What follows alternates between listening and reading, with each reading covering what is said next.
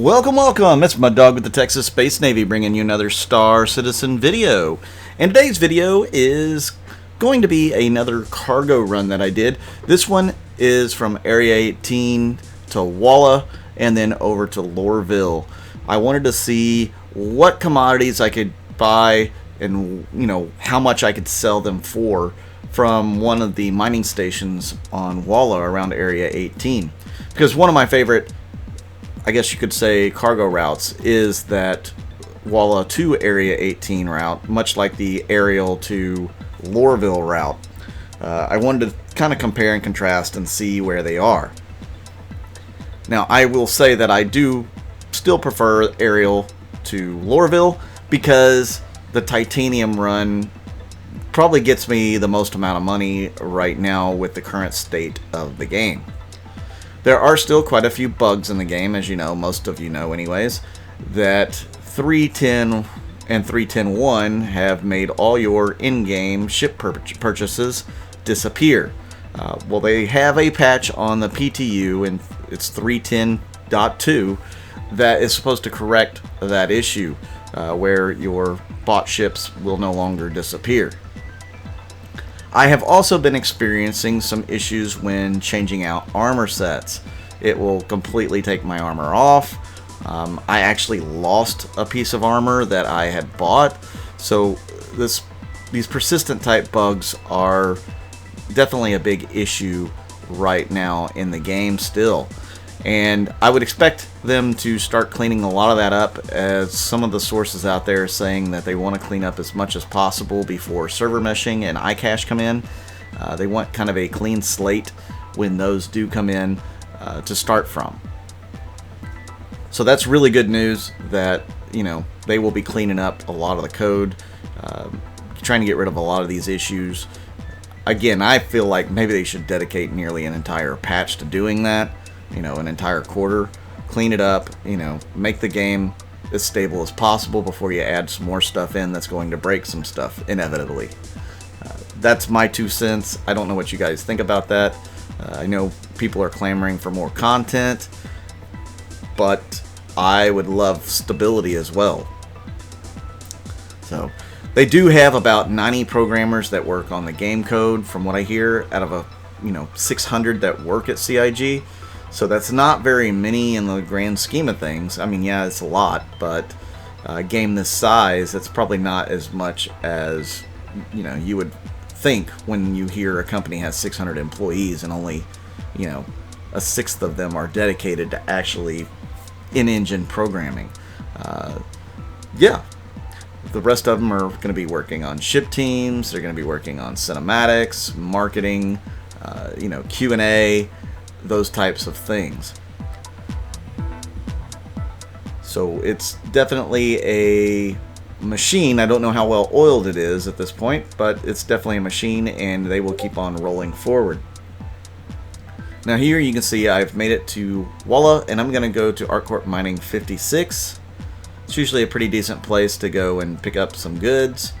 And while I fly there, I actually get pulled over by the Space Police. So I will actually slow down and let them scan my ship. I don't have anything to hide here. But it takes them a long time to scan my ship, and I get a little fed up with waiting on them to release me to go. And I'm in a Caterpillar, they're not. So the moral of the story is, if you're just going to sit there on the tracks while the train's coming through, expect to get smashed.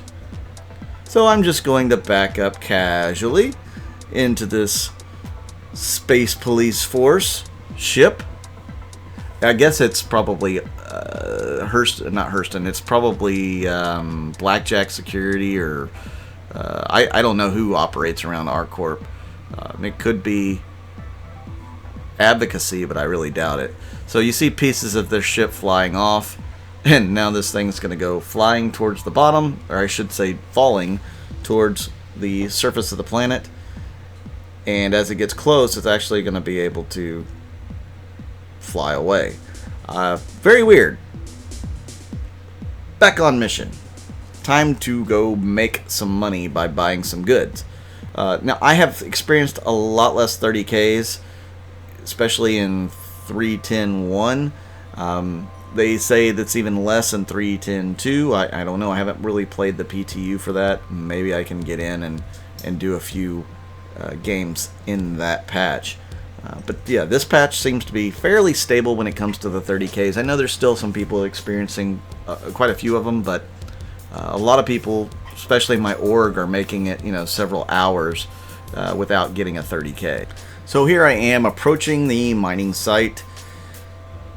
This one's kind of nestled up in between some craters and some mountains here. It's actually kind of a pretty little site to fly into. As you can see, I'm going to have to turn the ship sideways to land on the landing pad.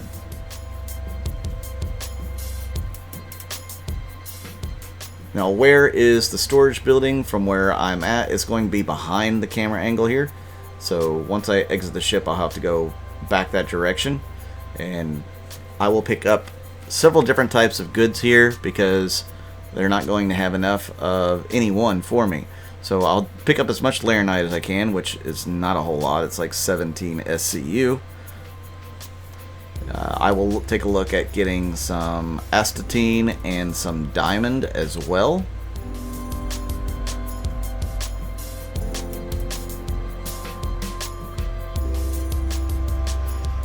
As you can see,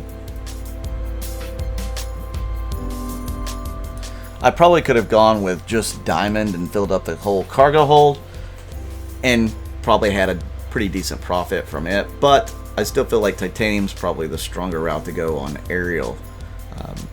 The prices will all change eventually, and all this is going to change.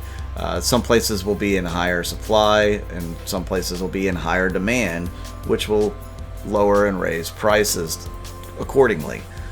So that is something to look forward to down the road, is some of the fluctuations in commodities. Right now it's still fairly static. Most of them are about the same. They will throw your in profit just a little bit depending on where you're picking things up and where you're selling them, because some places will sell it at a little higher amount or lower amount, and some places will buy it at a little higher or lower amount. You can see I took a little bit of damage whenever I rammed that security ship, but I didn't get a crime stat, which is totally cool by me. I was totally prepared to have a crime stat after that and deal with it, but I didn't have to do that. So thankfully, we were able to move on and continue this cargo run without any worries. So here we are arriving at Hurston, and I'm going to line up over on Loreville so that we can go sell our goods and see how much profit we made off of it. Again, things aren't quite as profitable for me anyways as they have been in previous patches. I do believe this is all part of balancing. A lot of people say the Laranite thing where you could buy unlimited Laranite the previous patch or two was a bug. It was not a bug, guys. Trust me, it was not a bug. Otherwise you wouldn't be able to do it every place. I mean, it was just not a bug. They were trying to see how much money people could make, the hard grinders, in a period of time, because they need to see these things, because when the game goes live, people are going to be just grinding out credits like crazy, and they want to know, what people can do, how they can abuse the system, so to speak. And with no cap on Laranite, that gave them an opportunity to see what the top earners could make, how much money they can make. Now, they know that there's going to be some wipes coming, so they're not too concerned about somebody making millions, if not billions, of UEC off of those Laranite runs in the previous patches. That's what they want to see. They want to see how fast somebody can make money. And, you're going to have those people that are just fully thrown into being dedicated cargo runners, and they're going to make as much money as they possibly can. They're going to work 16 hours a day at it, and they're going to be billionaires with no time at all. But CIG wants to know, how quickly and how much money those people can make so that they can balance the game in the future. That's part of the whole balancing thing. They're also going to want to know how little money people make over a period of time might steer them away from a profession. So you're seeing some of that on another end right now. So they definitely have to take all these things into account. I think it's a smart decision, getting some of those, I guess you want to call them analytics beforehand. It gives them a really good idea where they need to have the economy most balanced, what situations, what professions, etc. I mean, you don't want somebody to just make billions of UEC in cargo in a week. That's just not right. That's not cool. Nobody would do any of the other professions. If you made $1 billion cargo running, but you only made 500,000 mining, nobody is going to mine. Nobody. If they find out that somebody's able to exploit something like laranite going uncapped, then nobody is going to be doing the other professions. They're going to be running laranite uncapped to build up that bank account. So that's why, I feel like that the laranite bug was not really a bug. It was as intended so that they could see how much somebody's willing to work to make how much money over a short period of time. That's my personal thoughts on that. I know a lot of you will probably disagree and say, oh, it's a bug, because I saw that in comments. I just disagree with the notion that that was a bug, because it was like that for multiple patches. They would have fixed it if it was not as intended. And that's my opinion on it. But as you can see, I made a little bit of money here on this run. Was it 60,000, something like that? Not as much as I would make on a full titanium run, which I believe we determined was 80, 90,000, somewhere along those lines. But it's still not a bad haul for the amount of time. I'll take it. It wasn't too bad.